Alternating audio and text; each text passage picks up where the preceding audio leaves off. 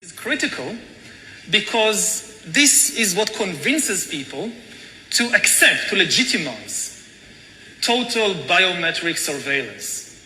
If we want to stop this epidemic, we need not just to monitor people, we need to monitor what's happening under their skin, their body temperature. Like we walked in here, we had to go through a body temperature test.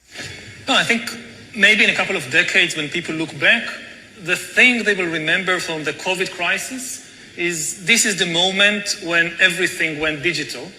And if this was the moment when everything became monitored.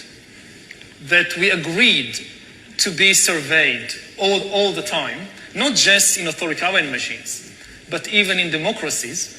And maybe most importantly at all, this was the moment when surveillance started going under the skin. The biometric sensor. It's the thing, it's the gadget, it's the technology that converts biological data into digital data that can be analyzed by computers. And having the ability to really monitor people under the skin, this is the biggest game changer of all. With this kind of surveillance, I mean, you watch the big president, the big leader, gives a speech on television. The television could be monitoring you and knowing whether you're angry or not, just by analyzing the cues, the biological cues coming from your body. So people are now watching us online, all over the world, this conversation. Now, maybe even right now, the people who are watching us are being watched and analyzed. And the thing is, it's not just you're now watching this.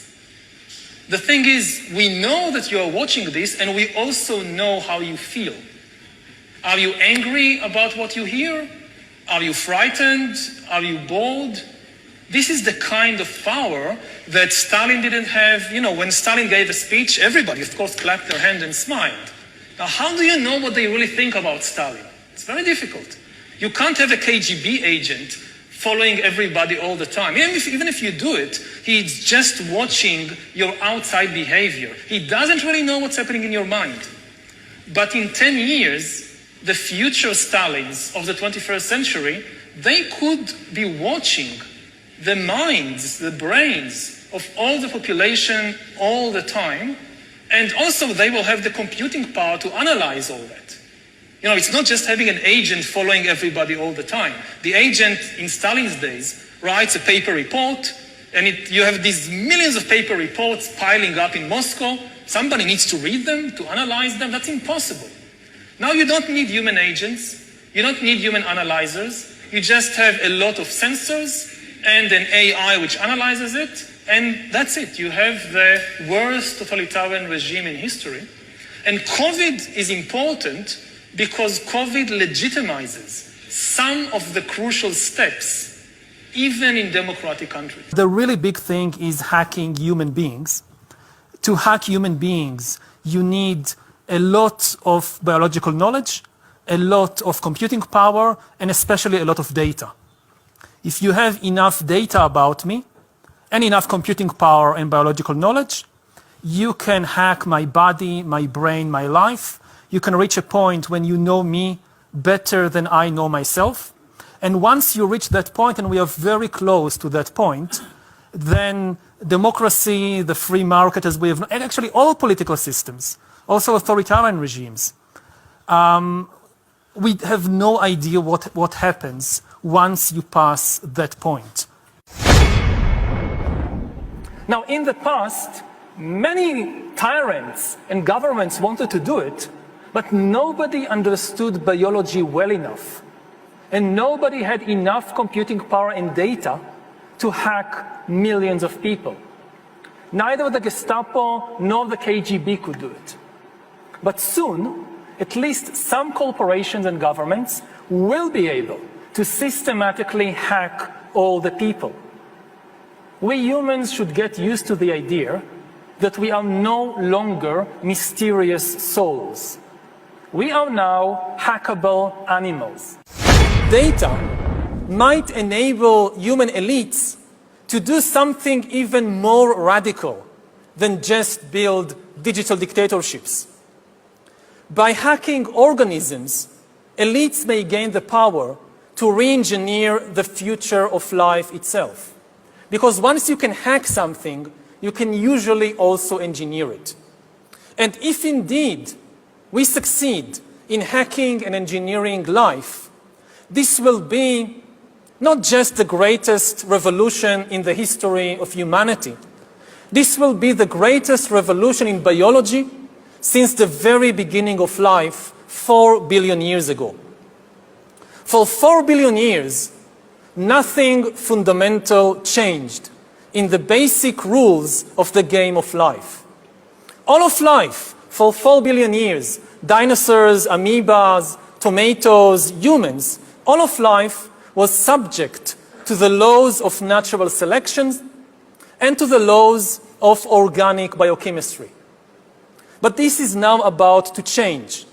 Science is replacing evolution by natural selection with evolution by intelligent design.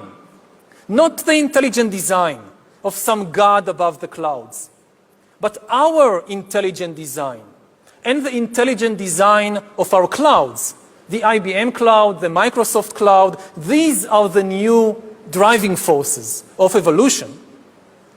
And at the same time, science may enable life, after being confined for 4 billion years to the limited realm of organic compounds, science may enable life to break out into the inorganic realm.